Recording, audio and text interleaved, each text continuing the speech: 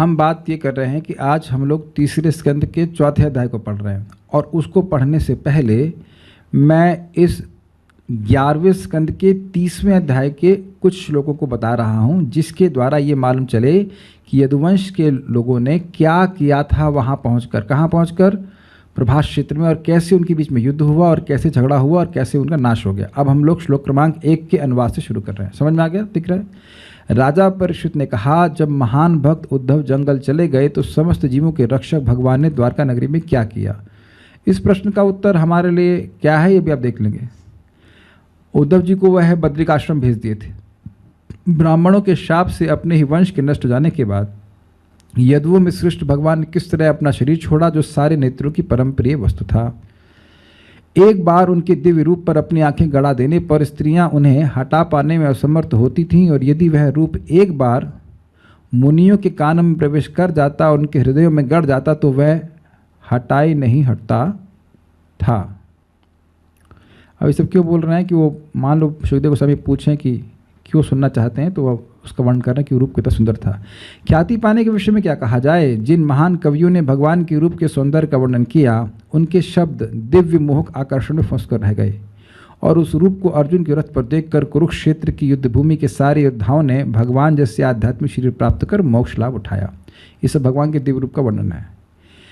सुखदेव गोस्वामी ने कहा, आकाश, पृथ्वी तथा बाह्य अवकाश में अनेक उत्पात चिन्ह देखकर भगवान कृष्ण ने सुधर्मा नामक सभा भवन में एकत्र यदुओं से इस प्रकार कहा। तो अब देखिए, हमने इस तीसरे अध्याय के अंत में सुना था, तीसरे स्कंद के तीसरे अध्याय के अंत में सुना था कि देवी मोहिता, भगवान की ही इच्छा से वहाँ पे अपशकुन दिखाई पड़े, और भगवान ही अब उनको मोहित करते हुए कहते हैं कि देखो अपशकुन दिख रहे हैं, हमें कुछ करना चाहिए।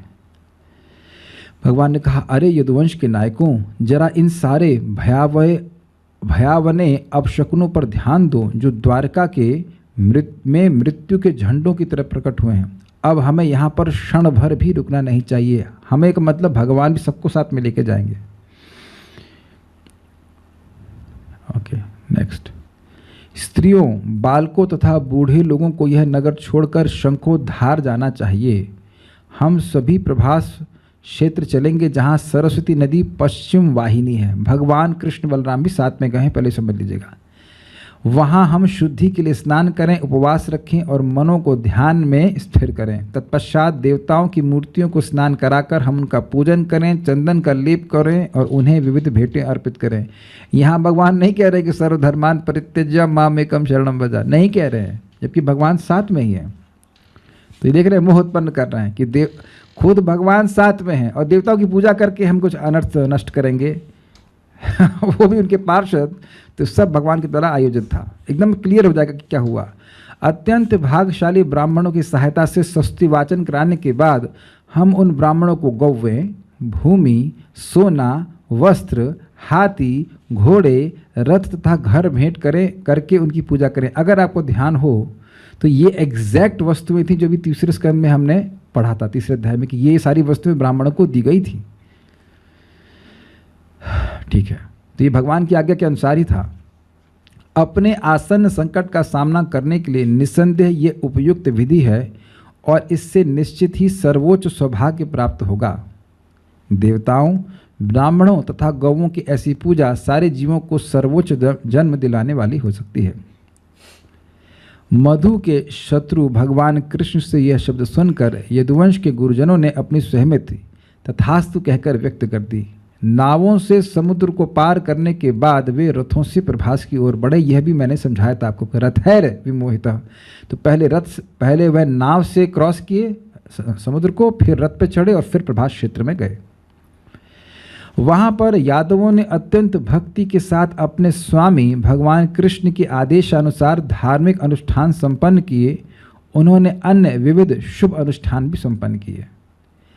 तब दैव द्वारा बुद्धि भ्रष्ट किए गए वे सब खुले मन से मधुर मैरेय पेय के पीने में लग गए, जो मन को पूरी तरह मदोन्मत्त कर देता है।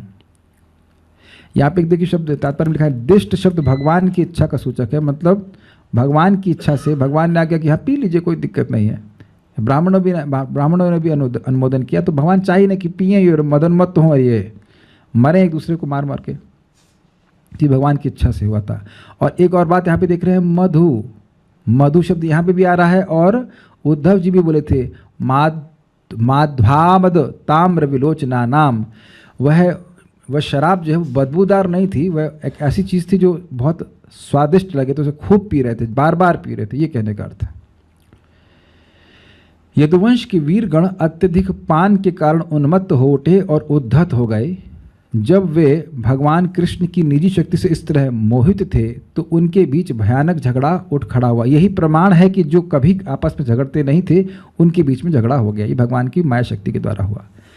क्रुद्ध होकर उन्होंने अपने अपने धनुष बाण, तलवारें, भालें, गदाएं, बर्छे, तोमर ले लिए और समुद्र के किनारे एक दूसरे पर आक्रमण करने लगे।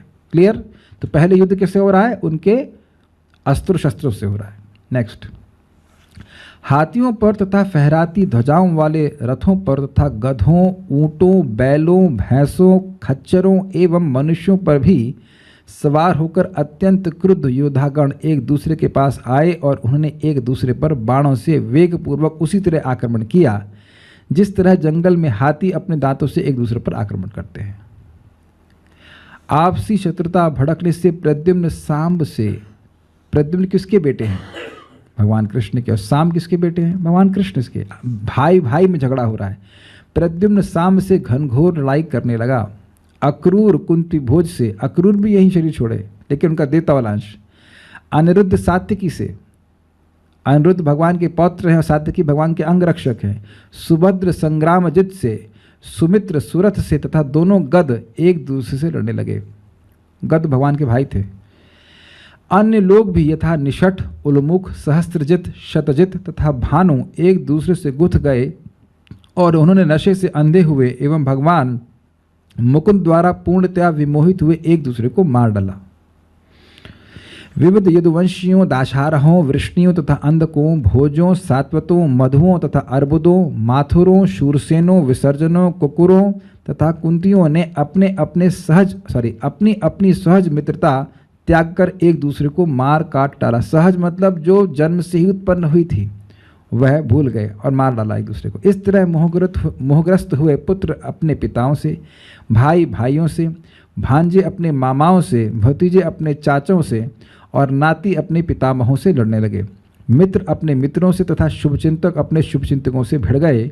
इस तरह घनिष्ठ मित्रों तथा संबंधियों ने एक दूसरे को मार डाला। बहुत ईजी है, सब लोग फॉलो कर पा रहे हैं। जब उनके, अब देखिए, जब उनके सारे धनुष टूट गए और उनके बाण तथा अन्य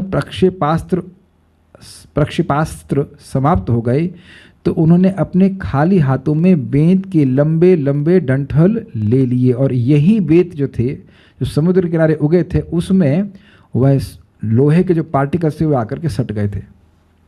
ये बात थी। अब देखिए क्या होता। अब ये बहुत जादू हो रहा है। देखिए, जो ही उन लोगों ने इन बेंत के डंठलों को अपनी मुट्ठियों में धारण किया वे वज्र की तरह कठोर लोहे के डंडों में बदल गए। अब आप ये बताइए कि घास आप उठा रहे हैं और वो लोहे में परिवर्तित हो जाएगी तो आप ध्यान नहीं देंगे ये क्या हुआ, ये भगवान की इच्छा से हुआ। लेकिन अब यह तो मद में मत हैं, वह तो शराब के नशे में धुत हैं, उन्हें क्या मालूम चल रहा है कि वो क्या कर रहे हैं, क्या उठाना है। योद्धा इन हथियारों से एक दूसरे पर बारंबार आक्रमण करने लगे और जब कृष्ण ने उन्हें रोकने का प्रयास किया तो उन्होंने उन पर भी आक्रमण कर दिया। तो अब आप देखिए दो बातें हुई। कोई बाह्य व्यक्ति का देखो कृष्ण खुद ही नहीं बचा पाए, लेकिन भगवान नाटक कर रहे हैं। भगवान नाटक इसलिए कर रहे हैं कि भगवान अरे रुको रुको रुको रुको, क्या कर रहे हो, क्या कर रहे हो, ऐसा करके कर रहे हैं, लेकिन वह किसी को रुकने नहीं दे रहे अंदर से। पहले सुन चुके मई युद्ध, ये भगवान के संकल्प से उत्पन्न हो रहा है। ताकि ये क्यों कर रहे हैं भगवान? अब यह लोग भगवान से ही भगवान पर ही आक्रमण करेंगे तो भगवान कृष्ण बलराम क्रुद्ध होकर बाह्य रूप से क्रुद्ध होकर के बहाना ढूंढेंगे कि खुद ही इनको मार दें। भाई आपस में लड़ रहे हैं तो कुछ लोग तो बच ही जाएंगे ना, तो वह भी ना बचने पाए। भगवान कहेंगे हम तो सेल्फ डिफेंस में किए, आप क्या कर सकते हैं। क्षत्रिय का नियम ही है कि अगर परिवार वाला भी युद्ध में ललकारे या आक्रमण करे तो युद्ध करता है, इसमें हमारा क्या दोष है। कि भीष्म पितामह अपने गुरु जी से नहीं लड़ाई की है, कि अर्जुन ने युद्ध नहीं किया। तो कोई कहे कि भगवान ऐसे जबरदस्ती मार दिए होते तो कैसे मार सकते थे, लेकिन इन लोगों ने भगवान पे आक्रमण किया। बहुत इंटरेस्टिंग बात है। हे राजा, उन सबों ने विमोहित अवस्था में बलराम को भी अपना शत्रु समझ लिया। वे हाथों में हथियार लिए उन्हें मार डालने के इरादे से उनकी ओर दौड़े होना चाहिए, दौड़े। हे कुरुपुत्र, जब कृष्ण तथा बलराम अत्यधिक कुपित हो उठे, वेद के डंटलों को उठाते हुए वे युद्धभूमि के भीतर इधर उधर घूमने लगे और इन मुदगरों से उन्हें मार लगे। किन मुदगरों से? वेद के डंटलों से। भगवान चक्र नहीं चला रहे हैं, क्योंकि क्या शाप था? चक्र से यदुवंश का नाश नहीं होना है, चक्र तो असुरों के लिए है। चक्र कैसे मारेगा भगवान के पार्षदों को? उस वेद से, या कह सकते हैं उस लोहे के टुकड़े से नाश होना था, इसलिए भगवान ऐसा करवा रहे हैं। क्लियर? सबको समझ में आ रहा है?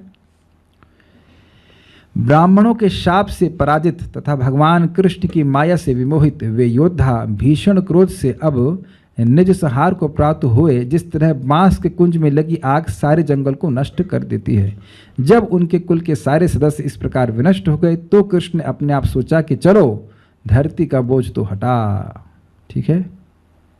तब बलराम जी समुद्र के तट पर बैठ गए और उन्होंने भगवान के ध्यान में अपने को स्थिर कर लिया। अपने को अपने ही में लीन करके उन्होंने ये मर्त संसार छोड़ दिया। बलराम के प्रस्थान को देखकर देवकी पुत्र भगवान कृष्ण पास के पीपल के वृक्ष के नीचे पृथ्वी पर चुपचाप बैठ गए। उसके आगे भगवान का कैसे तिरुभाव होता है, वो जरा उनको बाण मारता है, जो कुछ भी है वो सब आगे बातें आएंगी, तो वो आप पढ़ लेना। लेकिन हमने इस बात को यहाँ तक समझा दिया। So will stop here. तो वहाँ पे जा कर के यदुवंशियों ने ब्राह्मणों को पृथ्वी पर सर झुका करके प्रणाम किया। और अब क्या किया वह बोलते हैं, और अभी समझना बहुत आसान हो जाएगा। मेरे पीछे बोलिए। उद्धव उवाच अथ ते तदनुज्ञाता भुक्त्वा पीत्वा च वारुणिम् अथ ते तदनुज्ञाता भुक्त्वा पीत्वा च वारुणिम् तया विभ्रंशित ज्ञाना दुरुक्तैर्मर्मपस्पृशः तया विभ्रंशित ज्ञाना दुरुक्तैर्मर्मपस्पृशः। उद्धव उवाच अथ ते तदनुज्ञाता भुक्त्वा पीत्वा च वारुणिम् अथ ते तदनुज्ञाता भुक्त्वा पीत्वा च वारुणिम् तया विभ्रंशित ज्ञाना दुरुक्तैर्मर्मपस्पृशः तया विभ्रंशित ज्ञाना दुरुक्तैर्मर्मपस्पृशः। बोलिए। उद्धव उवाच अथ ते तदनुज्ञाता भुक्त्वा पीत्वा च वारुणिम् अथ ते तदनुज्ञाता भुक्त्वा पीत्वा च वारुणिम् तया विभ्रंशित ज्ञाना दुरुक्तैर्मर्मपस्पृशः तया विभ्रंशित ज्ञाना दुरुक्तैर्मर्मपस्पृशः।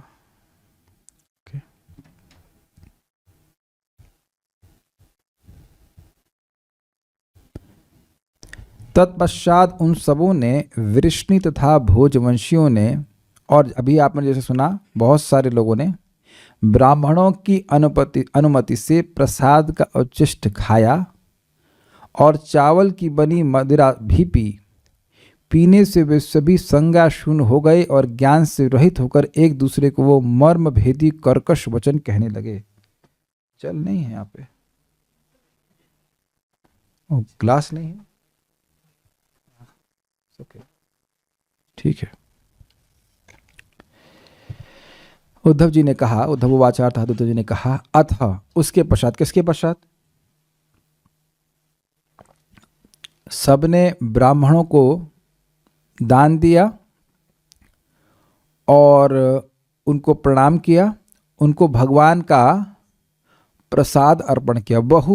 उरु रसम, बहुत प्रकार के स्वादिष्ट अन्न और बहुत स्वादिष्ट अन्न दिए, बहुत प्रकार की और बहुत स्वादिष्ट भोजन उनको अर्पण किया जो भगवान को पहले अर्पित था। ये सब करने के बाद गाय आदि उनको दान में दिया, सोना दान दिया और उसके बाद उनको प्रणाम किया। यही सुना था। उसके बाद अथा, उसके पश्चात ते, वे यादवगण, तत् अनुज्ञाता। तो तत् का मतलब उनके द्वारा। तो उनके द्वारा का दो अर्थ है, उन ब्राह्मणों के द्वारा अथवा श्री कृष्ण के द्वारा। अनुज्ञाता, अनुमति दिए जाकर। समझ में आ रहा है बात? ब्राह्मणों ने अनुमति दी कि अब आप मदिरा पी सकते हैं, क्योंकि क्षत्रियों को ऐसा अलाउ होता है, ब्राह्मणों को नहीं। लेकिन क्षत्रियों को कुछ समय में, किसी विशेष काल में ऐसा छूट है। और भगवान श्री कृष्ण ने क्यों अनुमति दी? वो तो यही चाहते थे। उन्हीं की सारी सेटिंग अगर कहा जाए, वो चाहते ही थे, क्योंकि बिना मद को प्राप्त हुए यह लोग कभी आपस में झगड़ा नहीं करने वाले थे, कभी आपस में झगड़ा किए ही नहीं थे। 125 माइनस 11 साल जोड़ लीजिएगा, उसमें जब जो पैदा हुआ हो, भाई सब लोग एक टाइम पे पैदा नहीं हुए, लेकिन फिर भी कभी झगड़ा नहीं किए। ये आप लोग को आश्चर्य नहीं लग रहा? 16 कैलकुलेट कीजिए, 16,108 तो रानियां, फिर उनके 10 पुत्र, और उनके भी 10-10 पुत्र, तो कितना करोड़, पता नहीं कितने अरब, बहुत सारे लोग थे वहां पे, और कभी आपस में झगड़ा नहीं किए। भाई झगड़ा आदमी तब करता है जब अपने को केंद्र में रखना चाहे, जब वह कृष्ण को केंद्र में रखना चाहेगा तो झगड़ा क्यों होगा?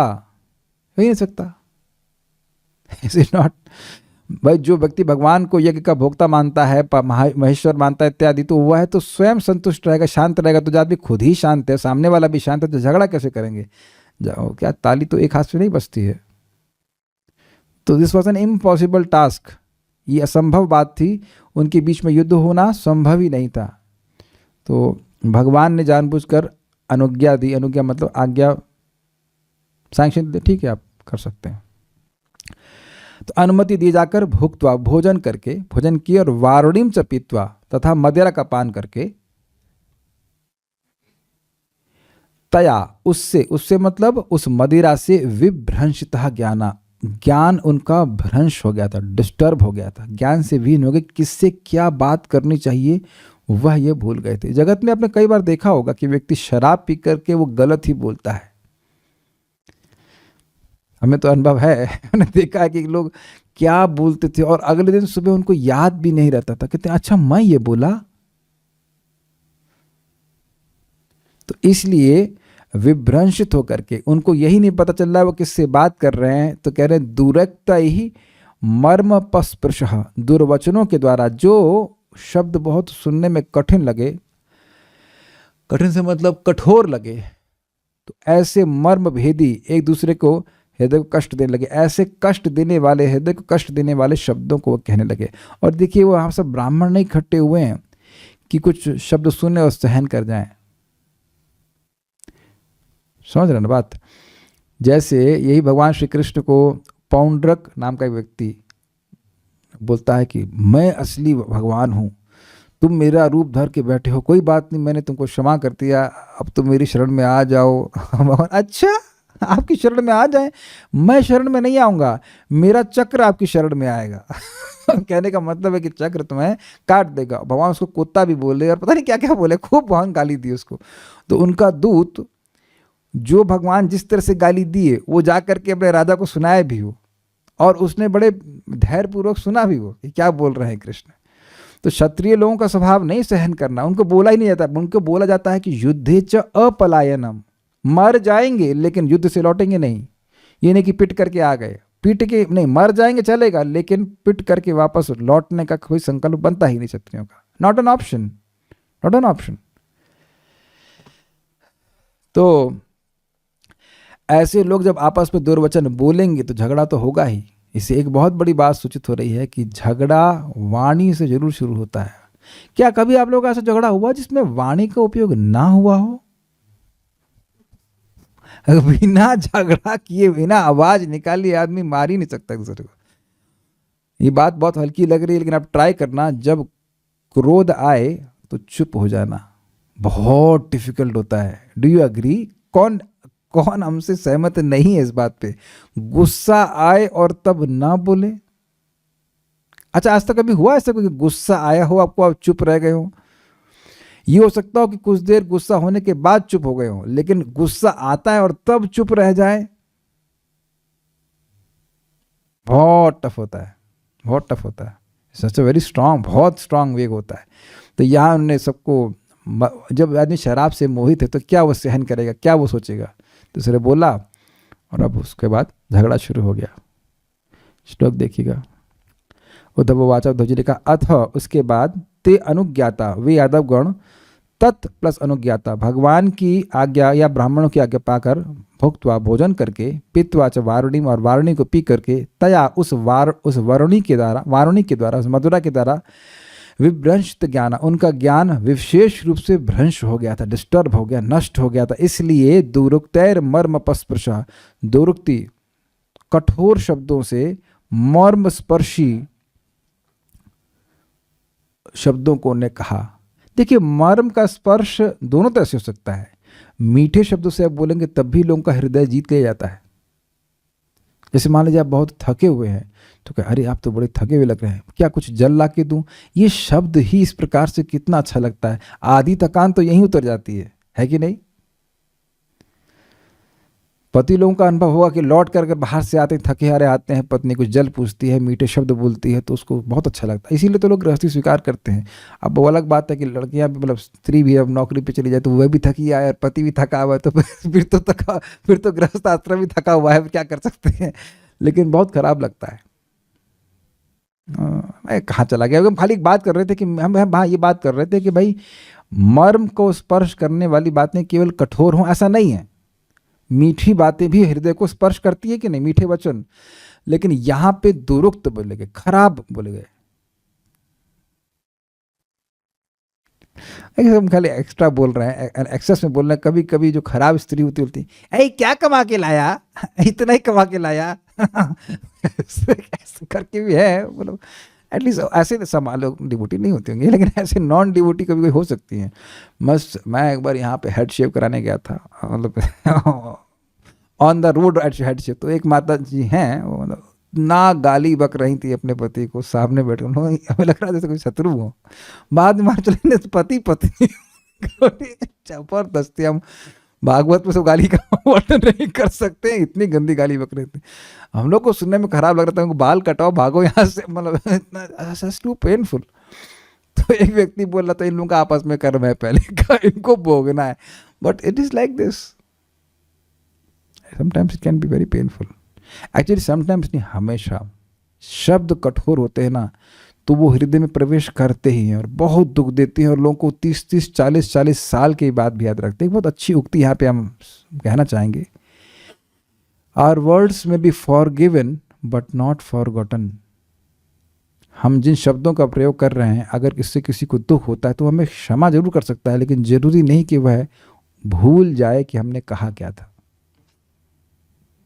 बहुत अद्भुत है। और अमेजिंग बात यह है कि जब हमें कोई खराब बोलता है तो हमें लगता है कि कितना खराब लग रहा है, लेकिन जब हम दूसरे को खराब बोल रहे होते हैं तो हम लोग को नहीं महसूस होता कि उसे उतना कितना दुख लग रहा होगा। नहीं, ये आपने अनुभव किया है? वाणी हमको बहुत अच्छी शिक्षा है कि यूट्यूब के व्यक्ति ने दी, मतलब हमारे चैनल पे व्यक्ति बोला है, वो शायद हमसे उम्र में बहुत बड़ी होंगी, माता जी बोली, dear son speech is for others. वाह, क्या स्टेटमेंट है।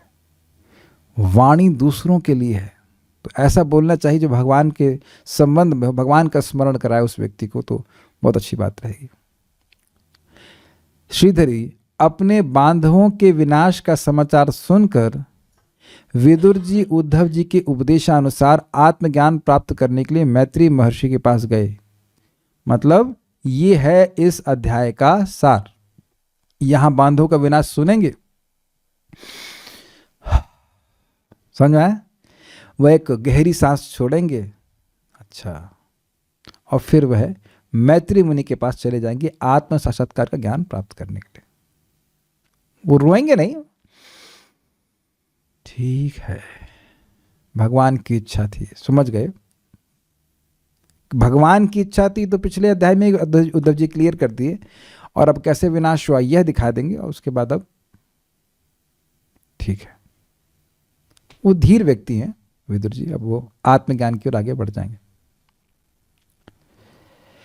उन ब्राह्मणों की आज्ञा प्राप्त करके उन यादव वीरों ने भोजन किया, उसके पश्चात पैष्टी मदिरा को पिया। मदिरा पीने के कारण उन लोगों का ज्ञान नष्ट हो गया और वे अपने दुर्वचनों से एक दूसरे के हृदय को कष्ट पहुंचाने लगे। सारा दर्शनी में क्या लिखा है देखते हैं। 4th अध्याय में उद्धव द्वारा अपने कुल सहित भगवान श्री कृष्ण का अप्राकट्य श्रवण करने के पश्चात विदुर जी मैत्री ऋषि के पास उनके उपदेश ग्रहण करने लगे। ये तो क्लियर है।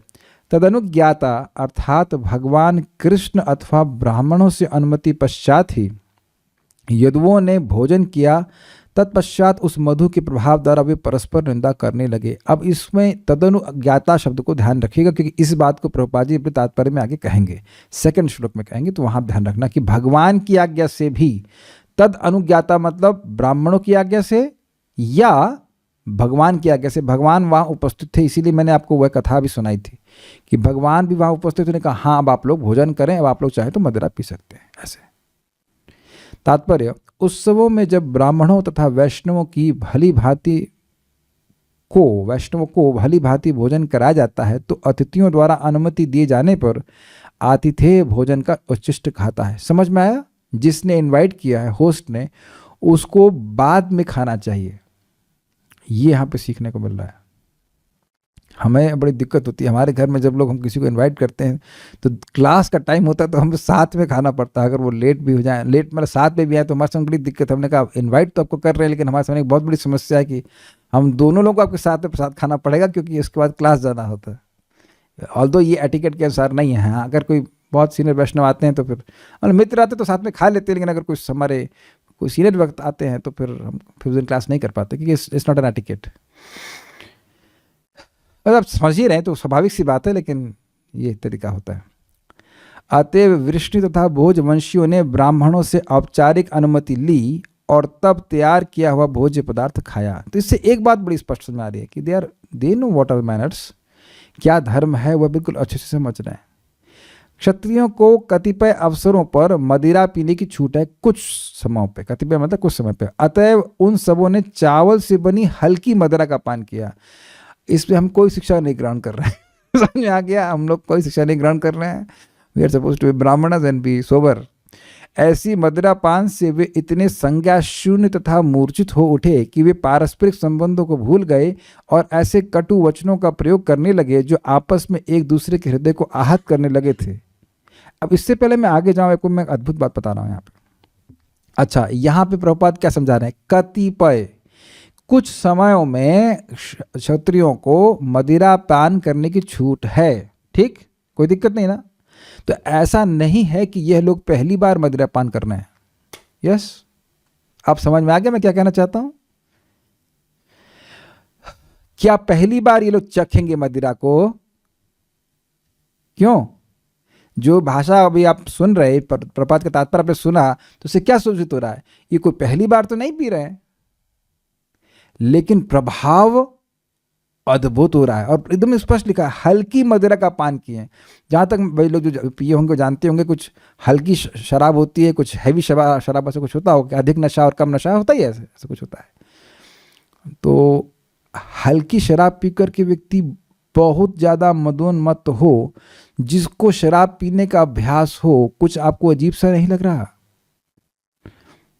यद्यपि मुझे इस बारे में जानकारी, मैंने पिया नहीं, लेकिन मैं व्याख्या नहीं करना चाहता और कि कौन सी शराब तेज होती है, कौन सी शराब हल्की होती है। हमने भगवती तो सस्टमा मैंने सुना हुआ है, पिया नहीं हूँ, लेकिन हम बात चलिए हम बता देते, बियर होती है, सुना है कि हल्की होती है। प्लीज़ ट्राई नहीं करना, हमने यह अनुमोदन नहीं कि पीना है, हम खाली बोल रहे हैं कि सुने बियर हल्की होती है और वो रम वगैरह होती है बड़ी गहरी, वो गहरा नशा लेके आती है। लेकिन यहाँ जो बात बोली यार, इससे ऐसे सूचित हो रहा है कि बहुत हल्की दारू पिए, हल्की मदिरा पिए, उससे हल्का नशा आना चाहिए था। लेकिन एक बात और यहाँ पे ध्वनित हो रही है, जो हम सुन रहे थे कि मधु शब्द का पहले उपयोग किया गया, बहुत ज़्यादा सुस्वादु लग रही थी। तो हो सकता है अधिक पी ले, लेकिन कुछ चीज़ें ऐसी होती हैं कि वो हल्की होती हैं, बहुत नशा नहीं कर सकती हैं। तो अब उससे इतना नशा हो जाना कि वह आपस में झगड़ा करने लग जाए, यह मदिरा की वजह से नहीं हो रहा है। इसी को प्रपात अगले तात्पर्य में कहेंगे तदनुज्ञाता, पियो पियो, वो भगवत इच्छा से चल रहा था। भगवान की इच्छा से कुछ भी हो सकता है। हम जो लोग 10th कैंटो पढ़ते हैं वो जानते हैं कि भगवान बलराम जी तृण से, घास के तिनके से रोमहर्षण सूत को मार दिए। और यहाँ भी अब आपने पढ़ी सुनी लिया कि कैसे भगवान की इच्छा से बेंत जो है वह हाँ वो बेंत था, वो वज्र के समान हो गया। कृष्ण की इच्छा से कुछ भी हो सकता है। तो इसलिए एक लीला यहाँ पे देखनी चाहिए कि भगवान की इच्छा से वो हल्की मदिरा का भारी प्रभाव हो गया, सबको संगा शून्य कर दिया। क्या वो करना चाहिए क्या नहीं करना चाहिए, वह से विचार ही नहीं कर रहे थे। ठीक है, यस। इसलिए कोई ये बड़ी बात इनके लिए शराब पीना या मदिरा पीना कोई बड़ी बात नहीं थी, लेकिन मदिरा का ऐसा अद्भुत प्रभाव होना ये भगवान की इच्छा को सूचित करता है। ठीक है, नेक्स्ट। मदिरा पान इतना हानिकारक है कि कोई अत्यंत सुसंस्कृत परिवार भी नशे से प्रभावित हो जाता है और नशे की अवस्था में अपने आप को भूल सकता है। इसकी व्याख्या की जरूरत नहीं, तो सब लोग देख ही रहे। वृष्टि तथा भोजवंशियों से इस तरह अपने आप को भूल जाने की आशा नहीं की जाती थी, शराब पीने के बाद भी। किंतु परमेश्वर की इच्छा से ऐसा हुआ और वे एक दूसरे के प्रति कटु बन गए। बिल्कुल क्लियर, समझ में आ गया? ठीक है, नेक्स्ट मेरे पीछे बोलिए। तेषां मैरेय दोषेण विषमीकृत चेतसाम् तेषां मैरेय दोषेण विषमीकृत चेतसाम् निम्लोचतिरवावासीत् वेणुनामिव मर्दनम् निम्लोचतिरवावासीत् वेणूनाम् इव मर्दनम् तेषां मैरेय दोषेण विषमीकृत चेतसाम् तेषां मैरेय दोषेण विषमीकृत चेतसाम् निम्लोचतिरवावासीत् वेणुनामिव मर्दनम् निम्लोचतिरवावासीत् वेणूनाम् इव मर्दनम् बोलिए। तेषां मैरेय दोषेण विषमीकृत चेतसाम् तेषां मैरेय दोषेण विषमीकृत चेतसाम् निम्लोचतिरवावासीत् वेणूनाम् इव मर्दनम् निम्लोचतिरवावासीत् वेणुनाम इव मर्दनम। जिस तरह बांसों के आपसी घर्षण से विनाश होता है, उसी तरह सूर्यास्त के समय नशे के दोषों की अंतःक्रिया से उनके मन असंतुलित हो गए और उनका विनाश हो गया। मैरेय दोषेणा, मैरेय मतलब एक प्रकार की मदिरा, वही जो मदिरा पी रहे थे, मदिरा पान जन्य दोष के कारण, ठीक है। विषमीकृत चेतसाम, उन सबों की बुद्धि विनष्ट हो गई थी, विषमीकृत, विषम हो गई थी। विषमीकृत चेतसाम, जिनकी चेतसा, इनका चित्त विषमीकृत हो गया था। तुम मेरे दुश्मन हो, इसे कहते हैं विषम। और एक अद्भुत बात यह है कि चलिए अगर युद्ध होगा भी तो कम से कम कुछ तो गुटबाजी होगी। ये आपने सोचा नहीं? हजारों लाखों लोग, सभी लोग एक दूसरे को कैसे दुश्मन मानेंगे? कुछ तो गुटबाजी होनी चाहिए कि नहीं हो जानी? 5 लोग इधर, 6 लोग इधर आपस में झगड़ा करें। लेकिन ऐसा यहां प्रतीत हो रहा है कि सभी लोग एक दूसरे से झगड़ा सा करने लगे, या आपस में जो उनके सामने आ रहा है वही उनको दुश्मन दिख रहा है। अब कुछ समझ में आ रहा है? It's not an ordinary thing. अगर एक रॉयल रंबल हो रही है, मतलब झगड़ा हो रहा है आपस में, तो वह अब सभी लोग एक दूसरे को दुश्मन नहीं मानते, है ना? कुरुक्षेत्र के युद्ध में भी तो 2 पार्टी हो गई, आपस में झगड़ा कर रहे हैं, तो सभी लोग तो एक दूसरे को दुश्मन नहीं मान रहे हैं। क्लियर? क्या भीम युधिष्ठिर महाराज को दुश्मन मान रहे हैं? नहीं मान रहे हैं। क्या भीम युधिष्ठिर महाराज को कभी भी दुश्मन माने? जितना इस प्रकार का पांडवों के बीच में प्रेम था, ऐसा ही प्रेम था युद्धुओं का। तो इसलिए इसको हल्की बात मत समझिए कि सभी लोग एक दूसरे को दुश्मन मानने लगे। अगर मैं ये कहूं कि भीम ने युधिष्ठिर महाराज को जान से मार दिया, आप स्वीकार करेंगे? क्या बात कर रहे हैं? पहले आप कहेंगे कहाँ पढ़ के आए? मैं कहूँ आपको एक कहानी सुनाऊं कि आज एक कहानी स्पेशल महाभारत की है कि ये भीम ने ना एक बार युधिष्ठिर महाराज से गला काट दिया। ये कथा तो हम कभी नहीं सुने, ऐसे कैसे हो सकता है? पहला चीज तो आपका रिएक्शन ये होगा कि भाई इनका, ये तो सब युधिष्ठिर महाराज के अनुज थे, ये ऐसा कैसे हो सकता है? ऐसा इस जगत में हो सकता है, कलयुग में हो रहा है, ऐसा ही हो रहा है, लेकिन पांडवों के संग तो ऐसा हो ही नहीं सकता। तो उसी प्रकार से यदुओं के बीच में झगड़ा हो ही नहीं सकता है। Is it okay?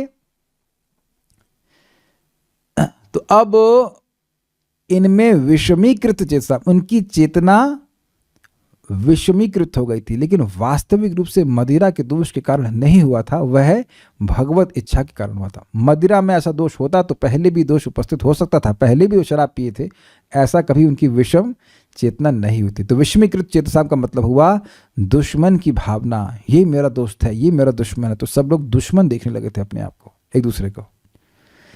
तेषाम, और उनमें निवलोचते रवौ, सूर्यास्त होते होते, सूर्यास्त होते होते, पूरा पढ़ूंगा फिर समझाऊंगा इस पे वापस। सूर्यास्त होते होते वेणु नाम इव, जैसे परस्पर की रगड़ से बांसों में आग लग जाती है। वेणु का मतलब होता है बांस। तो जैसे वो आपस में झगड़ते हैं, कोई और आग नहीं लगाता, वो आपस में झगड़ करके ही नष्ट हो जाते हैं, उसी प्रकार से मर्दनम आसित, उनका विनाश हो गया। अब एक बहुत सुंदर बात है, सूर्य का उदाहरण क्या? सूर्य की सेटिंग है, उदाहरण नहीं दिया जा रहा, सूर्य की सेटिंग हो रही है। पूरा कार्यक्रम हो गया, सबने भोजन किया, शराब पी, यानी ये सब करते करते पूरा सुबह से उपवास होते होते अब भोजन किए अच्छे से और शराब पिए, तो वो शराब बहुत चढ़ गई और अब शाम हो रही है, शाम हो रही है, सूर्य अस्त हो रहा है। इसे क्या इंगित हो रहा है? कुछ समझ रहे हैं मैं क्या कहना चाहता हूं? यस, यदुवंश का अस्त होना सूचित हो रहा है। वैसे भी पहले भी हम लोग सुन चुके हैं कि भगवान श्री कृष्ण को सूर्य से तुलना की जा रही है। भगवान अब स्थान को छोड़ना चाहते हैं, तो अब यदुवंश का भी अस्त सूचित हो रहा है। कितनी सेटिंग है, सुबह के उदित होने की बात नहीं हो रही है। भगवान कोई भी लीला करते हैं कितनी सेटिंग लेके करते हैं। और एक और बात यहाँ बिल्कुल सूचित हो रही है, कुछ समझ में आ ही रहा है बात, कि शाम के समय में आप लोग कभी शाम को क्रिकेट खेले हैं? और ये कहाँ से आ गया, ये एग्जाम्पल क्यों दे रहे हैं? ये प्रश्न प्रभु जी लोगों का है। कभी ऐसा हुआ है आप लोग के संग कि शाम को क्रिकेट खेल रहे थे और कुछ ओवर रह गए, और आप लोग तो फ्लड लाइट में खेल नहीं रहे थे, तो अब वो शाम का समय हो जाता है, ना बॉल ठीक से दिखती है, ना कभी कभी बॉल खो भी जाती है, चौवा मार दिया और बॉल ढूंढते हैं और अगले दिन सुबह आके ढूंढते हैं। किसी डिवोटी संग हुआ है? लग रहा है सब लोग बचपन से ही डिवोटी थे, कभी क्रिकेट नहीं खेले। It doesn't work. ओके, सो अंकित सिंह तुम्हारा हमारी बात समझ पा रहे हैं। मैं खाली ये बोल रहा हूँ कि शाम का समय, कुछ समझ पा रहे हैं? शाम का समय लोगों के चेहरे भी ठीक से नहीं दिख रहे, वहाँ कौन सा लाइटिंग लगी हुई है, तो किससे झगड़ा कर रहे हैं, क्या क्या जो हाथ में आ रहा है बस उससे झगड़ा करना शुरू कर देना। कुछ समझ पा रहे हैं? सूर्य अस्त होता जा रहा है और अब रात्रि का समय है, नॉट रात्रि बट शाम का समय है, तो झगड़ा शुरू हो गया। तो मैं इसको ऐसे इस प्रकार से समझ पा रहा हूं कि काइंड ऑफ अंधकार का समय है, काइंड ऑफ अंधकार का समय। और वह ऐसे लग रहा है, इसे कहते हैं ना, वो अंधकार ने सबको अपनी आगोश पे ले लिया।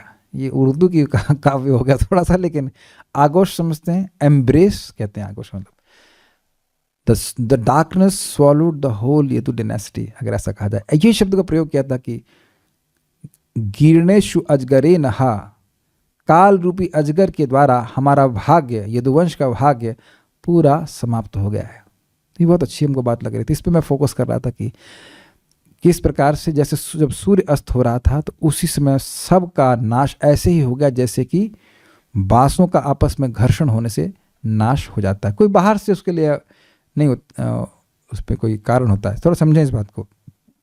बांस होते हैं सूखे, तो बांस हवा से, और वो रहते हैं झुंड में, दूर दूर नहीं रहते। किसी ने देखा है बांसों के झुंड को? You must have seen. हम कहते हैं बांसों का झुरमुट। तो बांस झुरमुट में रहते हैं, पास पास रहते हैं, फर्स्ट क्लास चल रहा है। लेकिन जब हवा आएगी तो वो आपस में घर्षण करेंगे कि नहीं करेंगे? यानी कि एक इंटरेस्टिंग बात है कि अपने से घर्षण नहीं करेंगे, घर्षण एक बाह्य स्रोत से करेंगे। हवा है ना, तीव्र हवा आएगी तो उसकी वजह से होगा, और जब घर्षण होगा तब आपस में अग्नि प्रकट हो जाएगी, क्योंकि सूखे होते हैं, और फिर अग्नि प्रकट होगी तो सारे झुरमुट को समाप्त कर देगी। तो आप समझ सकते हैं कि यह जो आपस में घर्षण हुआ यदुओं का किसकी वजह से हुआ था? वो भगवत इच्छा से हुआ था, जो कि मदिरा के एक अद्भुत प्रभाव की में प्रकट हुई। आपस में वो झगड़ा किए और फिर नष्ट हो गए। तेषाम मैरेय दोषणा, उन यादवों में मैरेय दोषण यानी कि शराब के दोष के द्वारा विषमीकृत चेतसाम, उनकी चेतना विषमीकृत हो गई थी। एक बात आप लोग नोटिस कर रहे होंगे कि जब आप लोग उस श्लोकों को देख देख कर सुनते हैं तो इनके अर्थ आपको समझ में आने लग गए होते हैं। जब मैं रिवाइजन कराऊंगा या मैं पारायण कराता हूं अगर, तो आप इनके शब्दों को, इनके अर्थों को समझ में आने लगे। Actually it's just almost like more refined Hindi. आप लोग इस बात से सहमत हैं? मतलब संस्कृत ना भी जानते हो, और मैं भी कौन संस्कृत जानता हूँ, लेकिन शब्द जो है वो शब्दों के अर्थ समझ में आने लगते हैं। एक भक्त कहते हैं हिंदी में बिंदी लगा दो तो संस्कृत बन जाएगा। तो एग्जैक्टली विषमीकृत चेतसा, उसके माँ लगा दिया, बिंदी लगेगी ना तो हो गया संस्कृत। तो इतनी बात समझ में आ रही है, विषमीकृत चेतस, तो ये हिंदी जैसा ही है ना। तो भय मत कीजिए, सुनते जाएंगे तो आपको भाषा का ज्ञान भी हो जाएगा। निम्लोचती, निम नीचे जाने वाले, निम्लोचती रवि इव आसित, जैसे एक सूर्य, रवि, निम्लोचती रवि, एक मिनट, रवि प्लस आसित हो जाएगा रवा आसित। हाँ, तो जब जब सूर्य नीचे जा रहा था उसी प्रकार उस समय जैसे कि वासों का घर्षण होता है उससे वो नष्ट हो जाते, उसी प्रकार से यदुवंशों का नाश हो गया। मर्दना मतलब उनका नाश हो गया।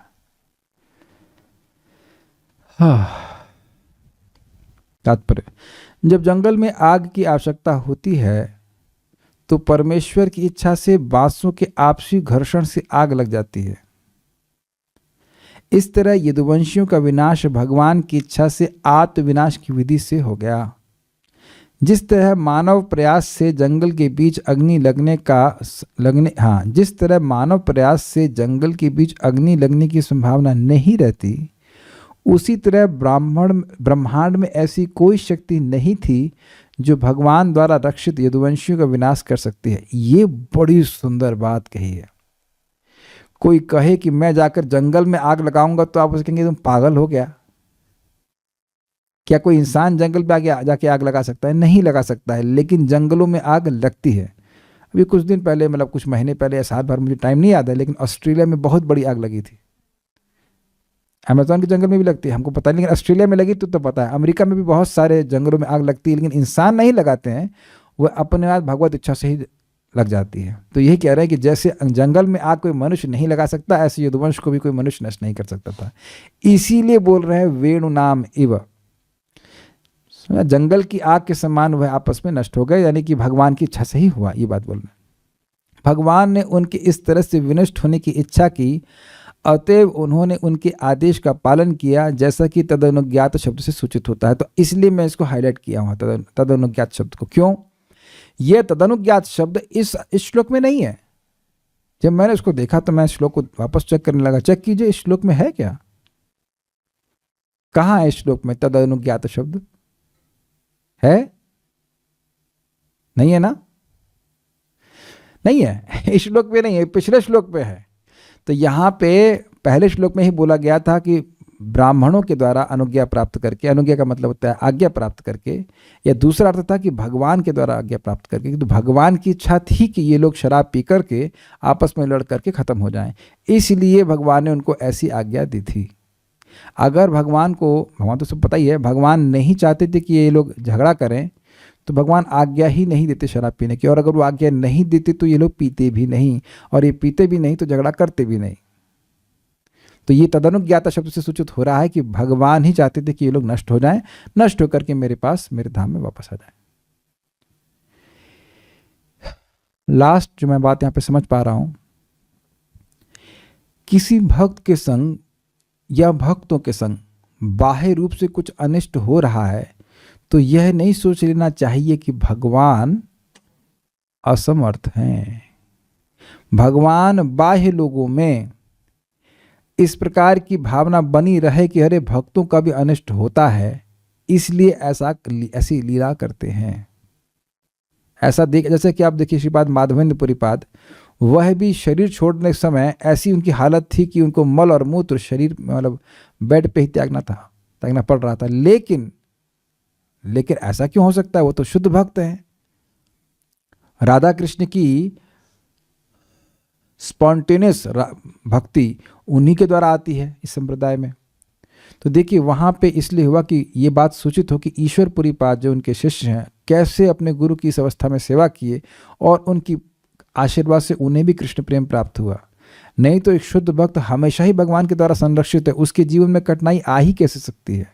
जैसे कि आप यदुवंश के केस में देख रहे हैं कि ये संभव ही नहीं था कि यदुवंश का कोई भी नाश कर सकता, लेकिन भगवान की इच्छा थी कि वह अपनी भक्ति की, अपने भक्तों की, दोनों की महिमा को जगत के बाह्य लोगों से छुपा के रखें, और साथ ही साथ अपने भक्तों को अपने धाम भी वापस ले जा सकें। ऐसा नहीं सोचना चाहिए कि भगवान अपने भक्तों की रक्षा करने में असमर्थ है। ये भी शिक्षा आपको ग्रहण करनी चाहिए। ओके, और कोई प्रश्न नहीं है। So I hope you have understood this. Will stop here. मैंने वो कथा भी सुनाई थी, इसलिए मैं सोच रहा था कि आज अधिक समय नहीं लेता, यहीं पे रुकते हैं। आगे क्या होता है फिर हम लोग कल देखेंगे। श्रीमद् भागवतम की जय, श्रील प्रभुपाद की जय, निताय गौर प्रेमानंदे।